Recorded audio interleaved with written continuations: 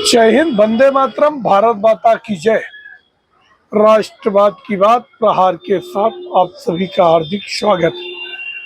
दोस्तों, आज एक तरफ जहां कल बिहार में 121 सीटों पे मतदान होना है, पिछले 18 दिनों से सारी पार्टियों ने जी जान लगा के अपना अपना प्रचार किया। वहीं चुनाव के ऐन मौके पे यलोपी नेता प्रतिपक्ष राहुल गांधी ने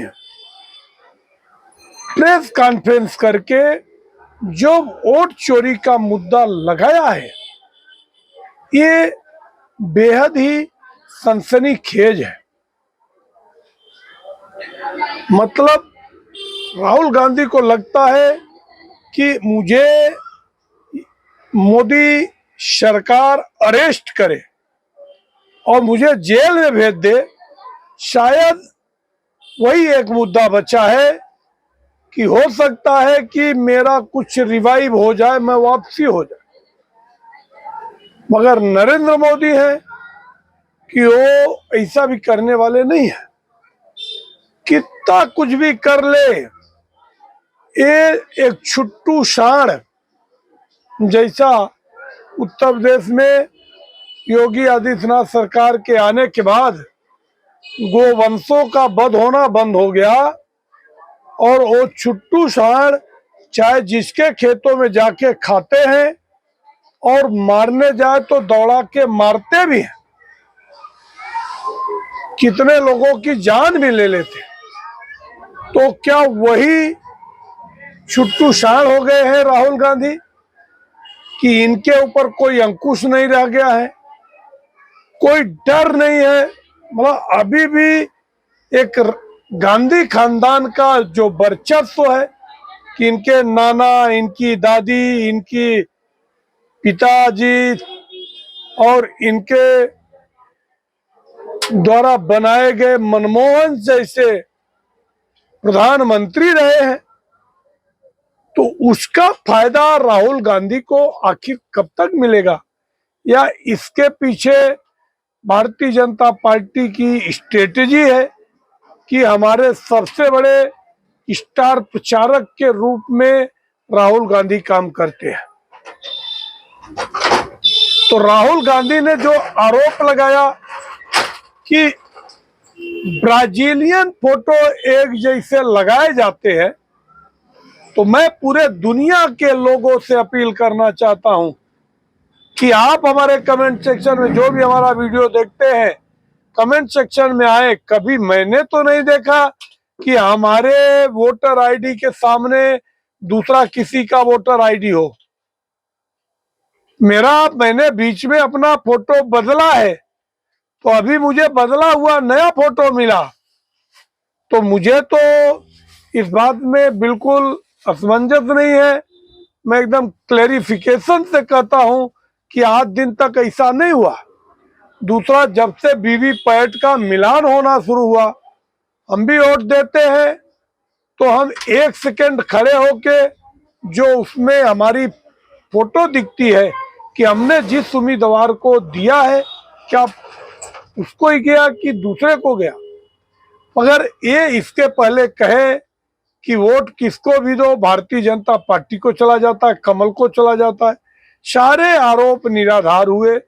एसआईआर का विरोध किया, वहां भी मुंह की खाए। मगर ये चुनाव के ऐन मौके पे करके राहुल गांधी ने कहीं न कहीं बिहार के मासूम वोटरों को गुमराह करने का काम किया है। तो मेरी बिहार की जनता से यही अपील है कि ये पगलेट पप्पू के बहकावे में न आवे। आप अपने विवेक का प्रयोग करें, आप अपना चिट्ठी का मिलान करें। अगर आपका फोटो उसमें लगा नहीं है तो आप वोटिंग से पहले क्वेश्चन करें। जो वहाँ पे बूथ ऑफिसर है, जो वहाँ पे एजेंट है, सारे लोगों को आप अपनी आइडेंटिटी दिखाइए। और कह दो ये दूसरे का फोटो कौन लगा है।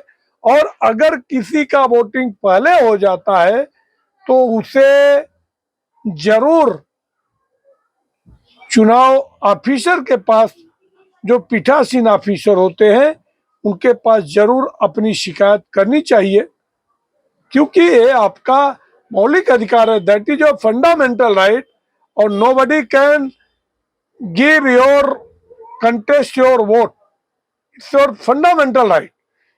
मगर इन्होंने कहा कि 232 बार एक ही महिला जाके वोटिंग देती है।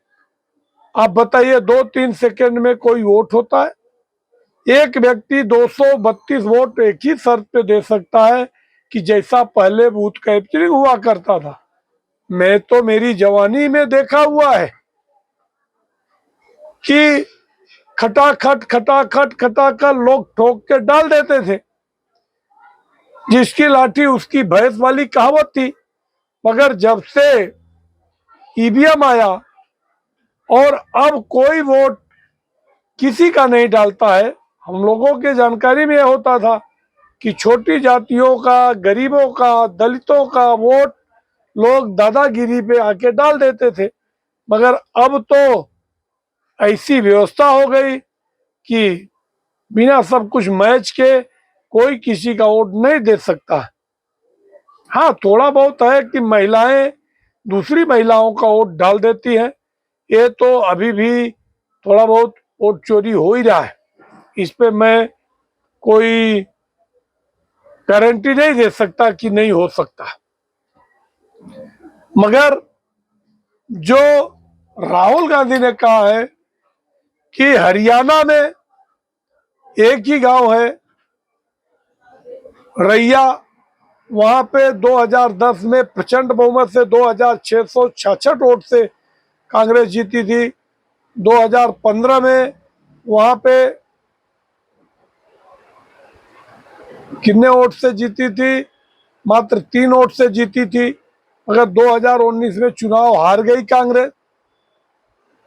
ऐसा कहना मुझे अतिशयोक्त लगता है, क्योंकि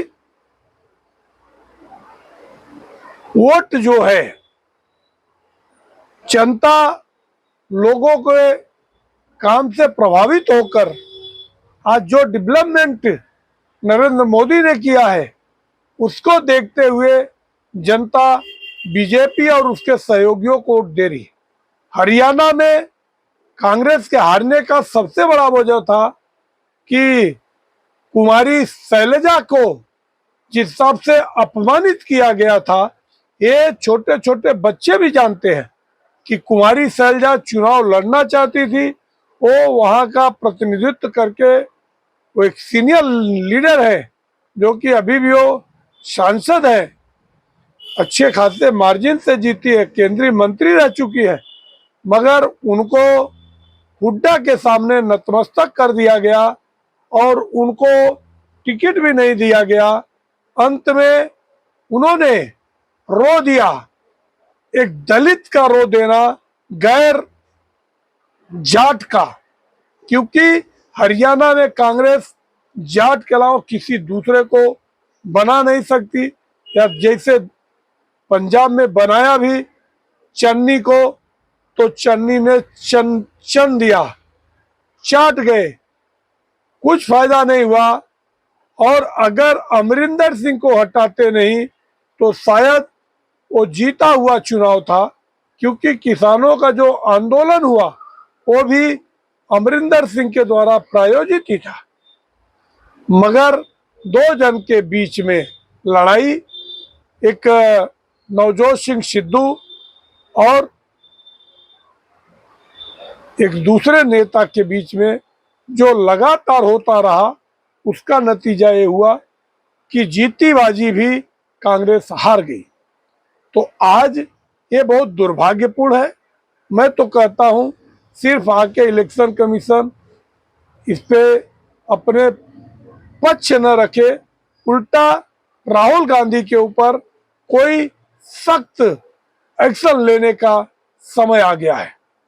आप लोगों को अगर हमारा विश्लेषण अच्छा लगे, आप हमारे चैनल को सब्सक्राइब करें और अपने दोस्तों तक शेयर करें। जय हिंद, वंदे मातरम, भारत माता की। धन्यवाद।